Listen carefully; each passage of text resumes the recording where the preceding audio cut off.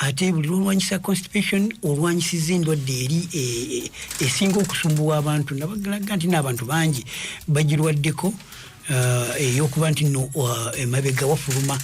obusuwa obwo abamwe babiyita busundo nti nyina yakasundo emabega abantu baga nti ememe yafulumidde ddala yonna naye nga usually kiba misuweji egisemberayo ddala naye okirwanyisa nnyo buli lwolya emmere erina fiber ate ekirungi kya okra nti ye ayina fiber wa mirundi ebiri gwe tuyita soluble ne insoluble fiber. Yes, soluble fiber yoyo alinti no ayingira bulungi mu musaayi nagenda yamba bitundu bingi nnyo okuzimbanga ku nsigo kidneys ezo azimba kubuuzi obukola obutimba bw'ensigo obusengejja omusaayi ate ne tuba ne insoluble oli soluble yayingira naye ate insoluble yono atayingira ono atayingira akolera ddala ng'ekyangwe mu lubuto lwo. N'abantu no akuuta bulungi nnyo ebisenge by'ekyenda n'afulumya nosobola ogenda mu toilet n'ogenda ne volume ng'ogifuluma bulungi nga eweera ddala ekigambo ky'okwesiba kw'olubuto n'okiwona naye nga byebimu risk factors bagamba enkulu ennyo ezireetera abantu okutandika okufuna obulwadde obwa colon cancer. Kayino nolwekyo okra bwakitalo nnyo mu bigambo ebyo ate okra alimu kyetuyita protein eyitibwa lectin. In fact protein eyitibwa lectin ne mu kujjanjaba obujjanjabi cancer nungi nnyo kubanga eyamba ne mu kujjanjaba breast cancer, colon cancer ne breast cancer. Nolwekyo bwe twogera ku kigambo ekya okra mu bujjanjabi bwa cancer ali wala naye yetaaga okuliibwa mu especially nga tumulidde mu ngeri eziwereko bagamba nti no ogisobola gwa mulimye ojja kubanga omwefunira awakaawo n'okukwata obupods obwo n'obusalasala mpolampola n'obusalasala mu slices entono n'obuteekamu amazzi n'onywanga ku makya. Kirungi nnyo n'onywanga ku makya obuntu obwo nabona n'obunywa tonywako mazzi gokkaago kubanga gakola ekinankani ekiri heavy ne kati ekyo okinywa naye nabona obunyweramu ne bukuyambira ddala okuba nti no bukuyamba mu lubuto okuba nti bwera buli kikyamu ekirimu constipation eyo nevaawo otherwise oleme kufuna bulwadde buno. Yes, bulwadde butiisa kubanga kanso oyo wawansi we bw'atandika okukwatayo aba aleese omutawaana era buli obubonero obuliwo nti bw'otandika okufuluma n'ofuluma n'omusaayi awo manya nti weetaaga ogenda mangu weekebeze sikula olina colon cancer. Nga tuludde colon cancer. Nga colon cancer tumuluddeko olwokuba nti twagadde okunyonnyola ku kikagamba ako ekyekifo katwagala tugendeko ku ensigo. Okra ayina ensigo ennungi ennyo omukolebwa kakaawo ako era osiikako bulungi ku nsigo eyo naye ajjudde ebirungo ate lwactivating ebirungo obulungi bw'oba nga omusiise ku katono ku temperature eya wansi ddala tetumusiike ku temperature nnene naye ofunamu kakaawa kukola kayamba nnyo ku ndwadde z'omutima. Endwadde z'omutima ziwerako ddala naye okusingira ddala oyamba emisuwejo okuba nti gidilatinga gigaziwa ne gigoba amasavu ne tugoba amasavu. Okra ayina antioxidant vitamins A, C ne E zonna ziyina bulungi nnyo nnungi nnyo mu kugogola emisuwa. N'olwekyo emisuwa kasita gibeera nga gigogoddwa temuli masavu ne gibeera dilated elasticity neekomawo ne giba nti nno tegikyali hardened tegikyakakanyadde oba ogobedde ddala endwadde ezisinga ddala okutawaanya abantu ku mutima. Abantu abasinga balina obuzibu obwokuba nti n'emisuwa gikakanyala. N'olwekyo ajjanjaba obulwadde obwa pressure, ajjanjaba obulwadde obw'emitima obw'omutima bwennyini kaliyo vascular system yonna agikolyako ddala bulungi nnyo ssebo. Ekirala kyetwandyagadde mpozi okwogera ku okra kyetwalekayo ku muloli guli lwe lususu. Okra mulungi nnyo mu kujjanjaba olususu ate buli bwojjanjaba olususu oba okoze buli lwonywa kakaawo ako kayina kyetuyita ka promoting sweating. It promotes sweating. Kagula butuli bwa mubiri.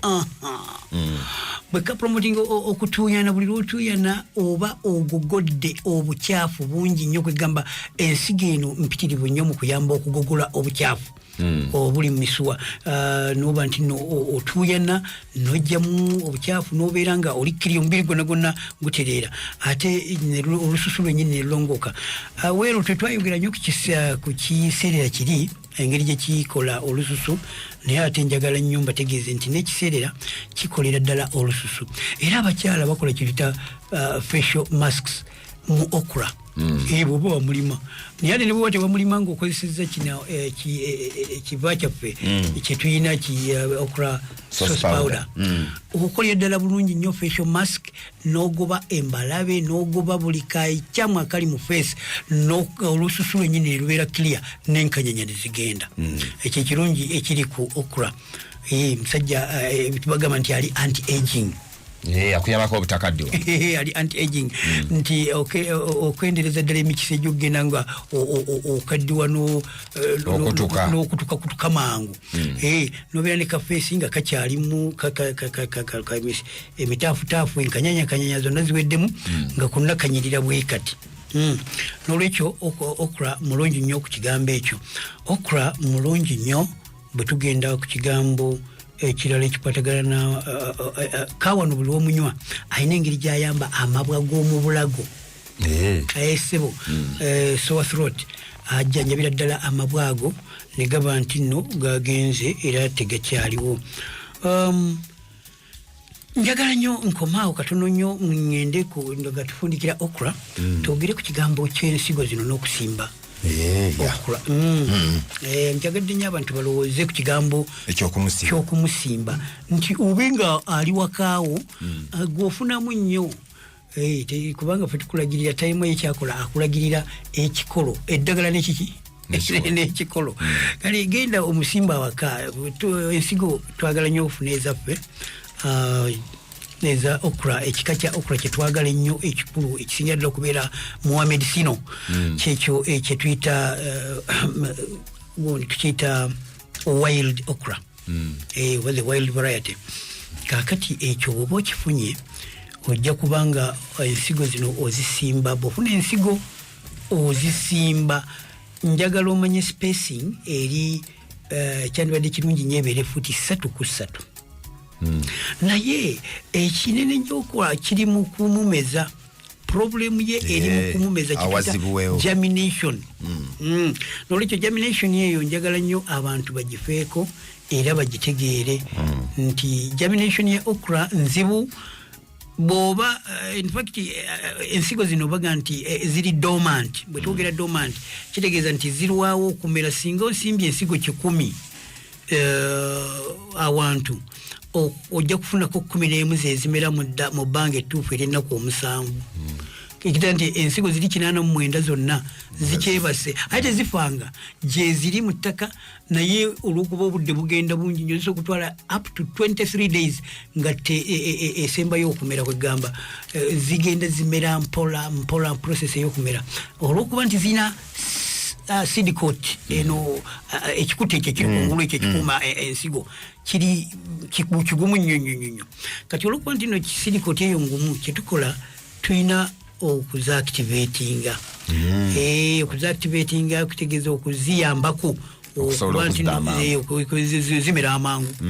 n'olwekyo okumera amangu kyojja okukola point nkulu awo gyenjagala nnyo abantu bamanye nti onyika ensigo zino era bw'oba omaze okuzinyika twala ennaku 2 essaawa 48 obutakka wansi osobola okusukkawo naye osobola okugenda bwotyo nokolaki nokikola bwotyo kati oluvannyuma lwekyo ate zisikwata oziteekeko mukasana tuzitwata ng'ozibiseeko n'ozikwata n'oziteekako mukasana n'osobola okuba nti kumala bbanga lyasanga 6 oba kale lunaku lulamba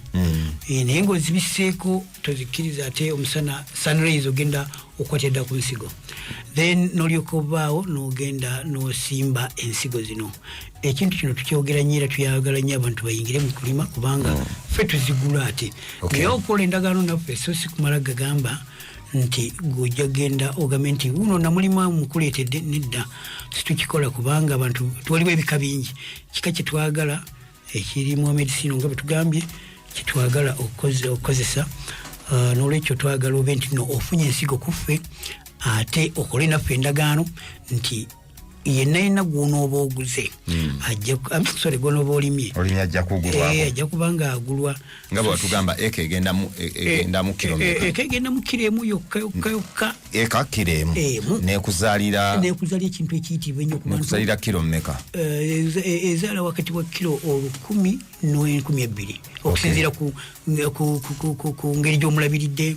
ettaka lyalimu ate nga okura ekirungi kye kyalina nti ali drought resistant wano tasosola ttaka wano mu Buganda tadda bulungi webale nnyo tasosola ttaka ganti bagamba nti nettaka erisimbirayo ddala obubi nnyo ye okuraddaku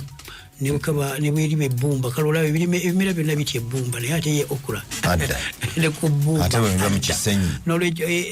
wotyo problem eriemu webale nnyo ssebo eyo mu mayuuni ninayo ekisenyi kyaffe eyo ntobazi zaffe eyo bulungi awo oba omulemeddwa infact ettaka talisosola naye kyasosola zentobazi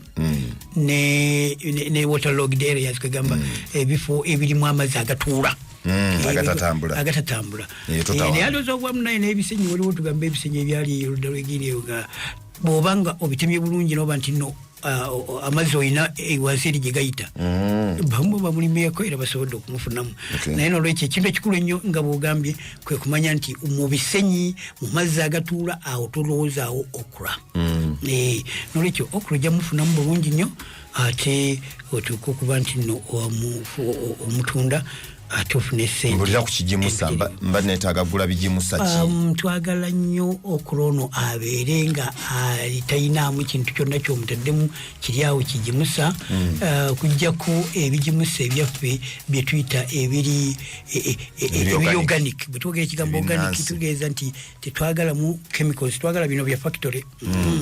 twagala nnyo ebiri awaffe tugambe ebikoleddwa nga compost manure mulungi nnyo babita batya nakavundira kyekigambo kyebakozesa nakavundira gwe twagala okozesa omuddo okozesa omusulo gw'ebisolo ogwo n'okozesa abagendako emikono ku City Yabo Center webiri ebigimusa ebiri organic ebiparking obulungi ebinakyo webiri ebitabudde mu gundi ebitalina mu chemicals webiri era ojja bifuna bulungi obenga okolesa oli osimba n'olima ekintu ekituufu kyetwagala ate nga kijja kujjanjaba bulungi okuva gye twava luli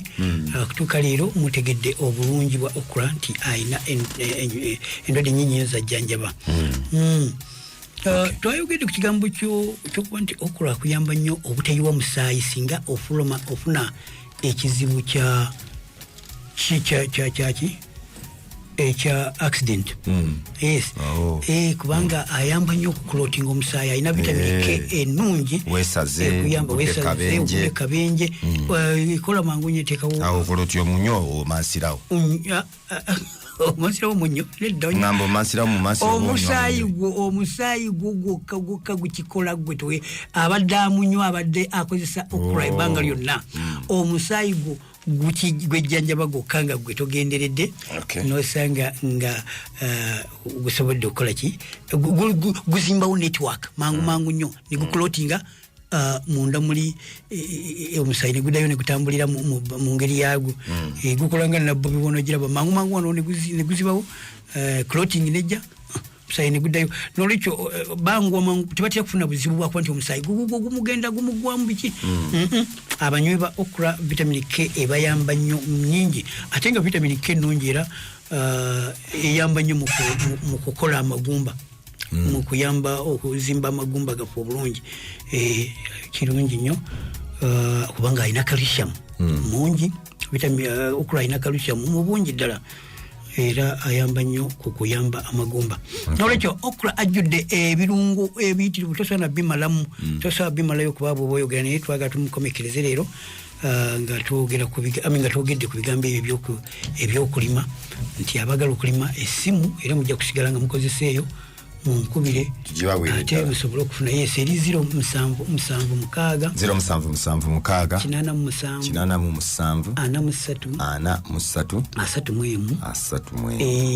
ebiseera by'okusimba nga bituuse tujja kuweereza gwetegeke ennimiro naye ebiseera by'okusimba usually bitera okubanga enkuba etandise obulungi kubanga nga bwentugeza okumera kuzibu yeetaaga amazzi osimba luvannyuma luli ng'omaze ng'amaze okulaga obusayiniza obwo nga buvuddeyo nolwekyo ekintu ekyo kikulu nnyo naye weetaaga okusomesebwe era bwonoba ogenzeko ensigo zaffe kituziteeka mu especially kati zijja kubeerayo ddala bulungi nnyo okutandika ne wiiki esooka mu March zijja kubaayo emukono ku Stehabo Center. Tetwayogeddeko ku nkungula ye enkungula amala myezi emeka aliko nkungulira mulundi gumu nga kiwedde oba nsigala njoola kwe kusomesa okwo twagala nnyo abantu abayingiramu basomese kubanga mu programu ya obudde bwa prime obumanyi nti bugenda bungi nnyo naye katwogereko katono nnyo ku kigambo ekyo nti Okra akutwalira emyezi 5 n'ekitundu n'otandika okufuna ensigo kumala bbanga ki naye ekikoola kino kyetwagala okulyako oba wakiridde dda kubanga ekikoola kyo in fact oluvannyuma lwa mwezi gumu n'ekitundu oba otandise okufunako ku bikoola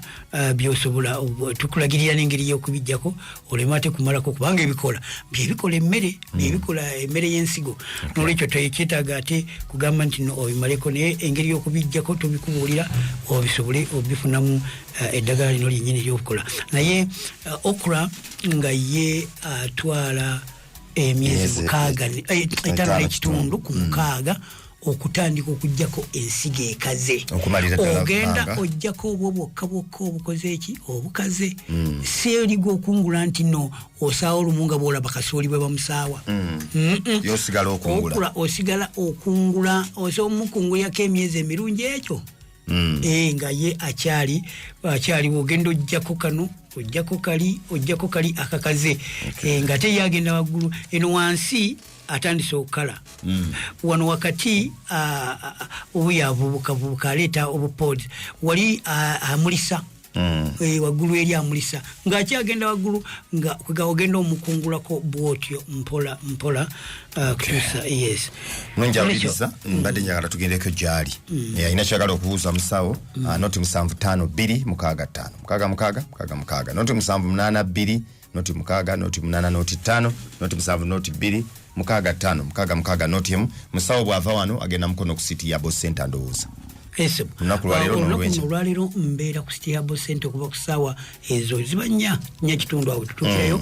okutugenda ssaawa emu ate ku Friday ne tubeerayo okuva ku ssaawa emu n'ekitundu ey'okumakya okutuukira ddala ku ssaawa 7 oba 8 ennaku zino tubeera ku ssaawa 8 ne tulyoka tuvaayo ssebo Prime FM alo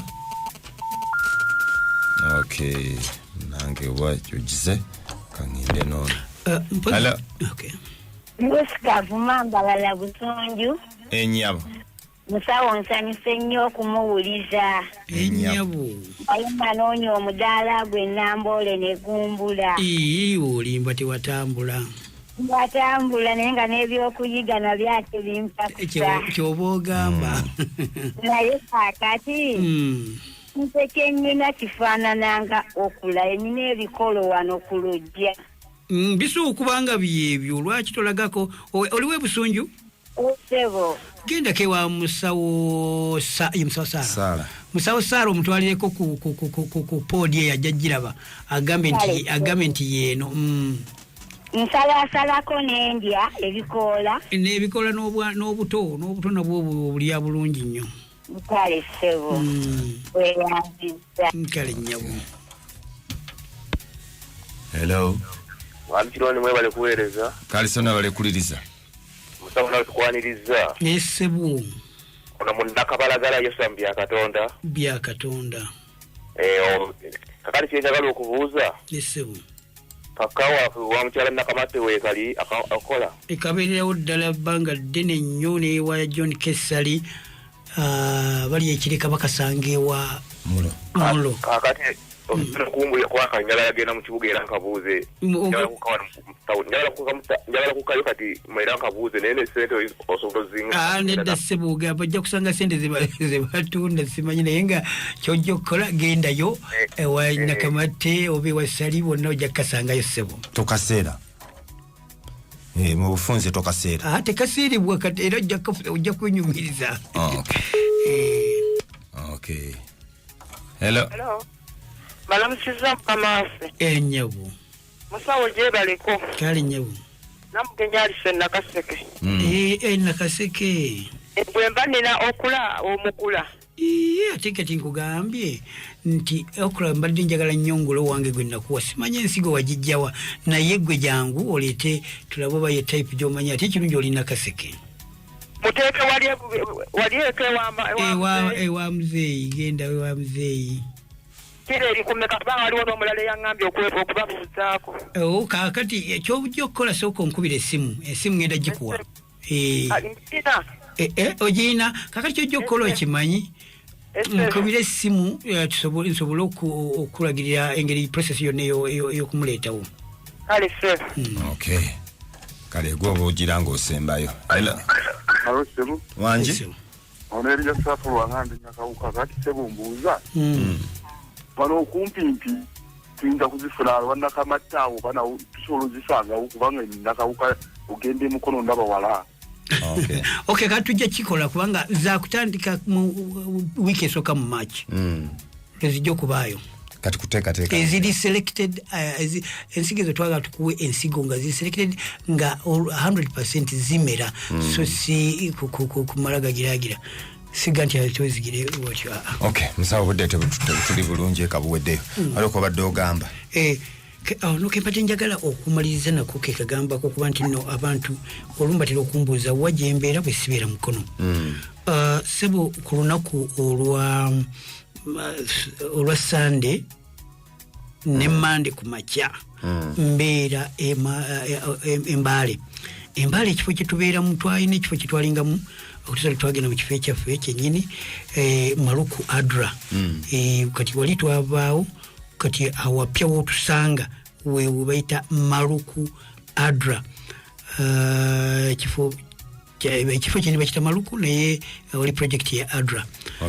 Nolekyo awo ojja otusanga bwenva embaale oli ku Monday ojja kunsanga 10 olweggulo kutandika saa 6 mba ndi 10. Then ku Tuesday 10 tubeera ku 10 tuli ku Market Street. Market Street ku Janet's shop awo tutera okubeera 10 ku Tuesday mbeera ddala wano ebugiri. Abebugiri waliwo n'akapya ke baafunyawo ka juice k'ekikajjo akali very alkaline kalungi nnyo kayamba nnyo omubiri gwo nolwekyo ako katandise bulungi nnyo. Ebugiri tubeera awo bw'obanga otusse ku Eastern Voice weebeera ojja kusanga amazzi webatunda amazzi station y'amazzi ebidomola biba bingi nnyo naye opposite awo ku nnyumba ez'omwami Namadi Moses awo tutera okubeera Tuesday.